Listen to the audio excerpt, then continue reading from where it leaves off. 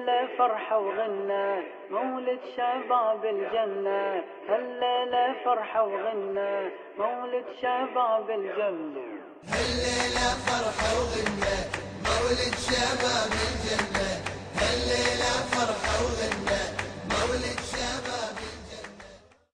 Assalamu alaikum wa rahmatullah, dear viewers. Welcome to episode 2 of Inquisitive Minds here on Zainabiya Plus. Today we're going to talk about the madressa system, and I'd like to welcome my guest Imranali Panjwani, who is an established speaker and also studying a PhD in theology and religion at King's College. Imranali, one of the most valuable institutions that teach our children is the madressa system, and I understand you're a madressa teacher as well. How would you describe the madressa system in terms of its curriculum? Alaikum salam and jazakallah for the very humble opportunity.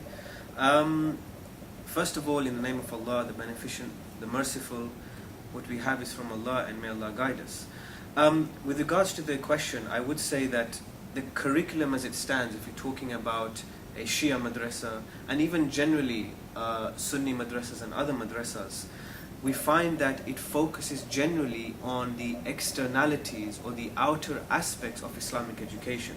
So for example, if you talk about fiqh, which is the teaching of rules essentially, or if you look at tajweed, or if you look at history, if you look at the way we approach sciences, we are teaching the external aspects of these sciences rather than the internal core which may attract people to the religion. So I'll give you an example.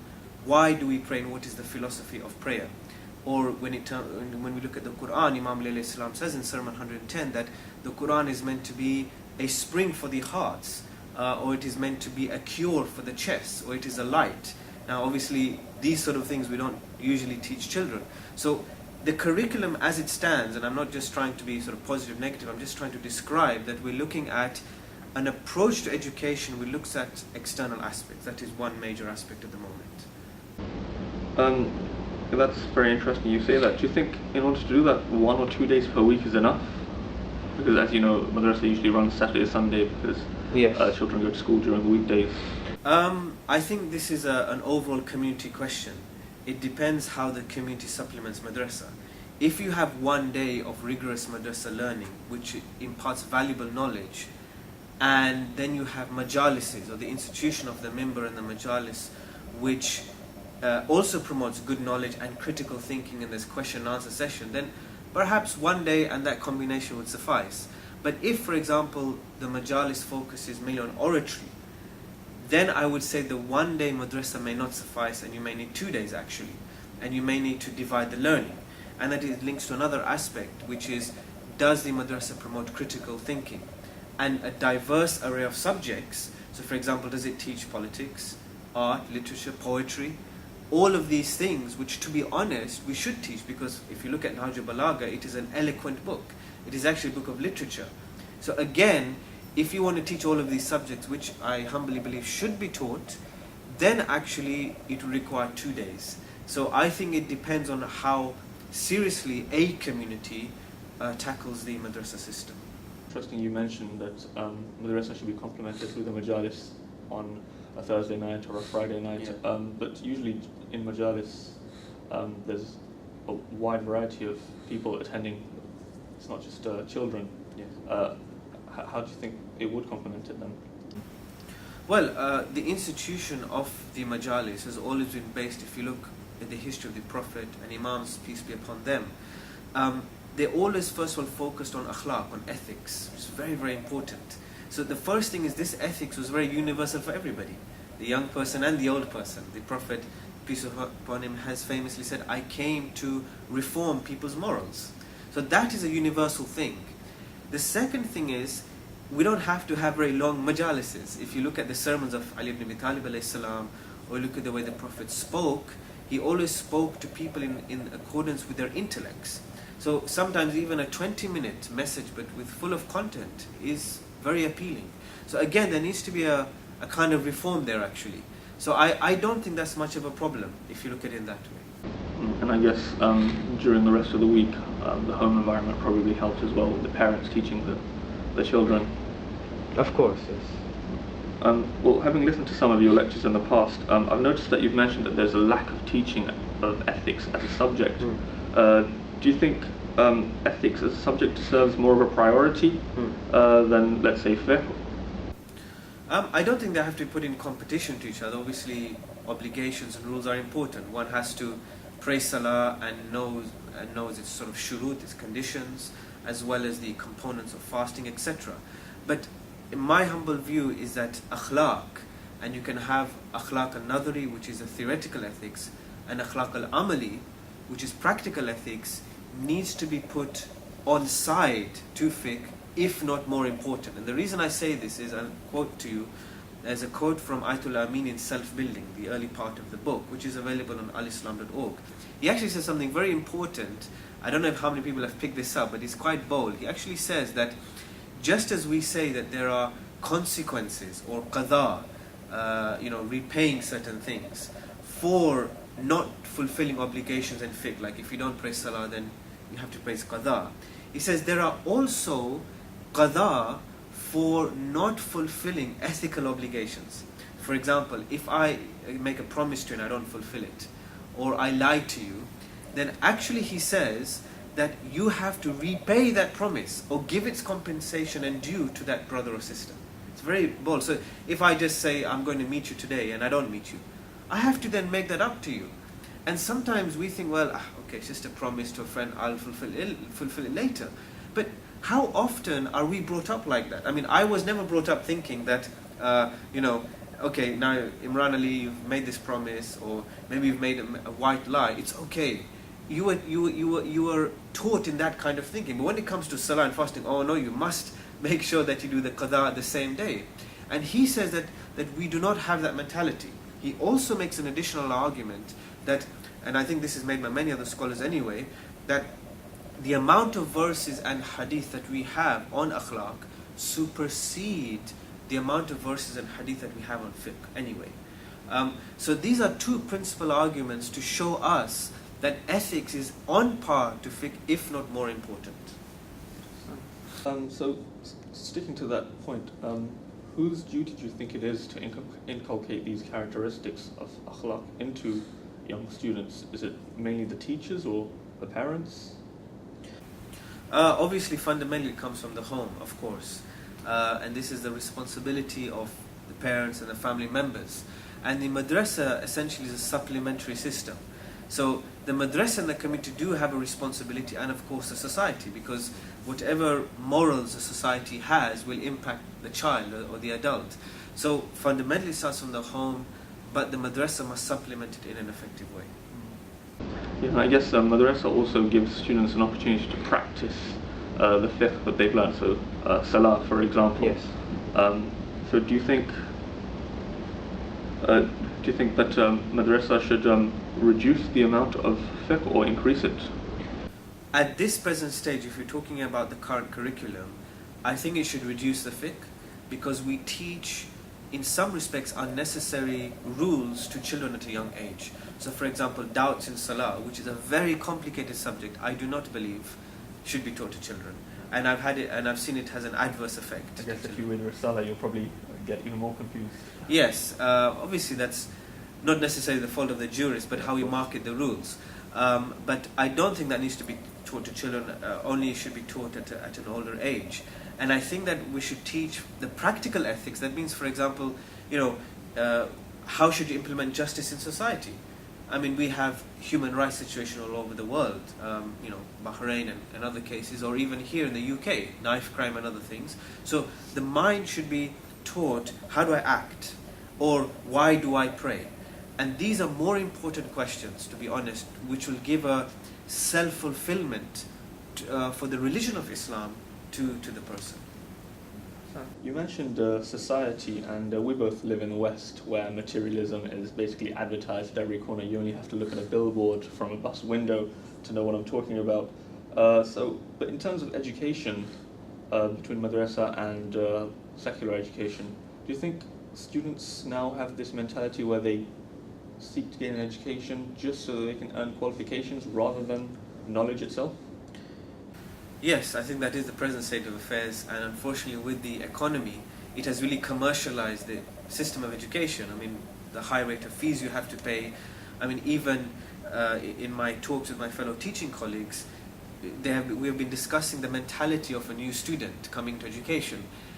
They're paying for a service. If you're paying £8,000, you are expecting the best type of service from the institution.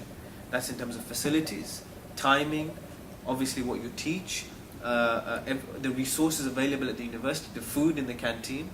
All of that is linked to education, which, if you take a step back, hold on a second, because education is primarily about ilm, about knowledge. So yes, education has become an instrument, and that has resulted in one completing education in order to get a job or to set up a house, etc. Whereas education is a lifelong pursuit. You know, we must always seek knowledge. The Prophet Muhammad, peace upon him, has said that knowledge is an obligation of every Muslim. That's without distinction of gender as well. So again, this gives us a very important insight into what education should be. So, when discussing this issue with your colleagues, did you suggest any solutions to counter this mentality? Well, one humble solution I'm trying to work on is based on letter 31 of Nahj al-Balagha, obviously written by Imam Ali alayhi salam to his sons Hassan and Hussein alayhi salam. The letter, as of yet, in my research, has been totally untapped. The reason I say this is because it's a very holistic letter which talks about a number of issues. You know, how to manage suffering and death, critical thinking. It's got the golden rule in there: do unto others as you would wish to be done to you. Trusting Allah, spiritual ethics, looking at history. This, to me, gives a template of how you can change the concept of education. I don't just mean that in madressa, I mean that universally, West and East, to look at education in a more holistic way that takes into account secular modes of education as well as spiritual modes of education. Coming back onto the topic of ethics taught at madrasa, you mentioned letter 31. It sounds like a perfect template in order to teach our children. What do you think? Yes, this is what I would humbly believe, actually. I just think we have regarded it as a letter of Imam Ali at the back of Nahj al-Balagha, one. So we've almost ignored it, unfortunately. Just like we've ignored some of the most beautiful sermons of the Quran which Imam Ali speaks of, which are Sermon 110, Sermon 105.8, Sermon 176, and others, which speak about the Quran in a beautiful way. These are gems which revolutionize the way we talk about the Quran. So that is one thing. The second thing, I think, is we don't pay a lot of attention in scholarship to ethics. If you look at our concentration on ethical books in comparison to fiqh books outweigh numerically the amount of books that we have on ethics. And if we had focused on ethics, we would have said, hold on a second, this letter provides a framework, a system by which we can revolutionize what we are doing at the present. And that is the two reasons why we haven't focused on it. Is this what you're trying to inculcate within your current madrasa session? I'm trying to some degree, yes. We have started akhlaq classes actually for graduates, and that is one inroad. We have started Arabic classes as well, again trying to give more understanding to the Quran. But ethics is one of the inroads. It's still a project in its infancy because I'm trying to work on an actual framework. So you have like principles, like a charter there. It's not just, well, we have this letter, so what? We have to make it into a syllabus, a vision. So it's still in its infant stages.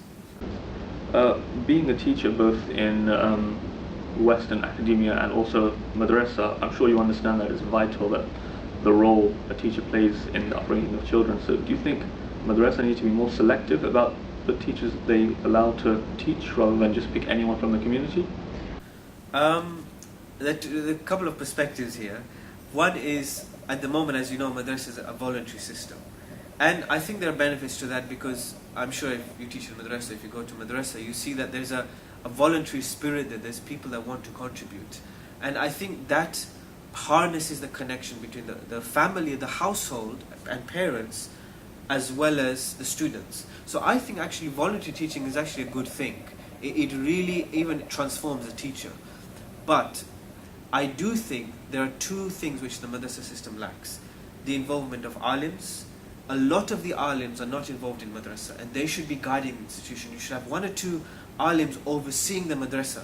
I mean, the syllabuses, there should be teaching evaluations by the alims, connections between the hawza and the madrasa. That is something we totally lack. So I think that's a responsibility of alims to do that.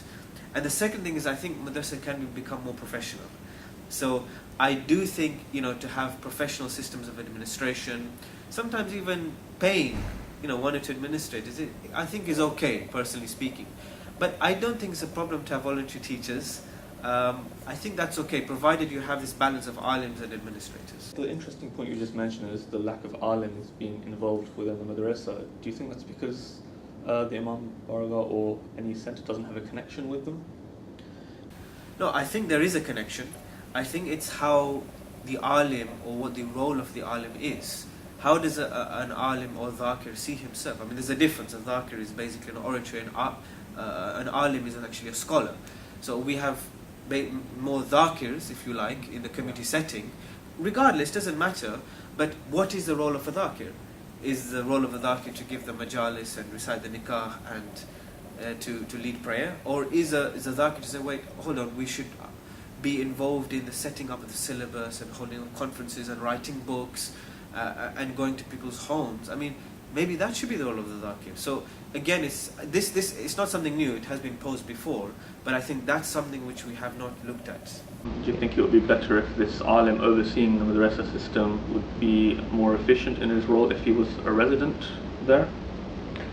Yes, I think so. I think you have to be involved in the fabric of the community life. You have to know the pulse and the heartbeat of the community, and how they think, and how the young people are growing up, how much they value the mosque and the influence of the school and the influence of the community, the influence of the TV, and you have to be sort of involved in that life. So yes, I think a resident alim makes a lot of difference. Well, speaking to you, I'm sure you have a vision of how you see madrasa in the next 10 years. Would you care to describe your view?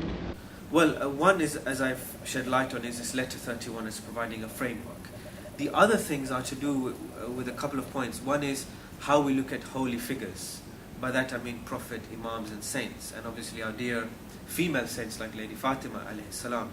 I think that one of the things that we have done is we've compartmentalized holy figures. And that means we've sectioned them off and said the holy figure is only there to be praised, or is only there for theology, is only there for the community, not for the wider society.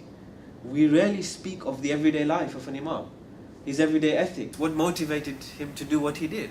How is he relevant to non-Muslims? Why did he attract followers? Even in the university setting, holy figures are regarded, there's a term for it, it's called hagiography. That means if you analyze a holy figure, prophet or imam, then you are just doing his biography.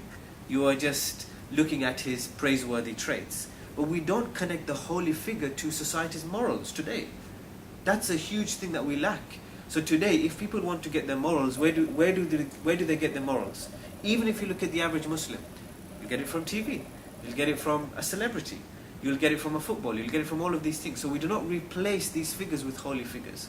So I would like to see that the madrasa system pays more attention to the everyday ethics of holy figures. The other thing I would humbly like to see is a diversity in subjects. I mean, we should be teaching poetry and literature. We should be teaching politics. We should be teaching modern history of Islam. By modern history of Islam, it means Allama Iqbal.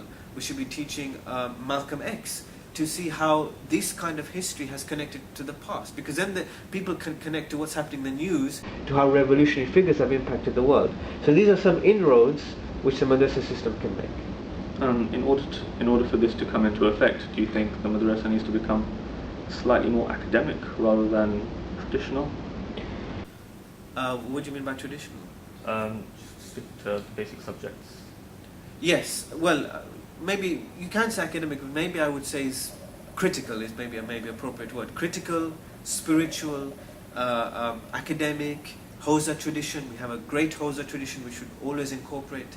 The issue at the moment is we're focusing on the following things: teaching resources, teachers training, teaching administration, and capacity building. This is not what the madrasa should focus on. It's a very secondary thing. The madrasa should focus on the things that you and I have just mentioned, which is these kind of facets. What is the vision? What type of student do we want to produce? If we're very critical in that department, we'll have a very specific vision for the madrasa, inshallah. Well, unfortunately, that's all we have time for. I'd like to thank my guest, Brother Imranali Panjwani, for joining me today. Stay tuned for the next episode here on Zainabiya Plus, uploaded onto the website and also uploaded onto YouTube. Assalamu alaikum wa rahmatullah. هالليلة فرحة وغنى مولد شباب الجنة. هالليلة فرحة وغنى مولد شباب